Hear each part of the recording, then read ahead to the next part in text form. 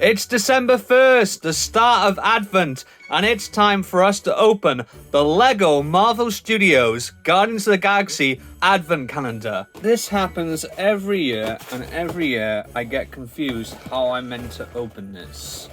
I think I did it right! Okay, where is number 1? There you are! Star-Lord! So here we have Peter Quill, aka Star-Lord. Ooh!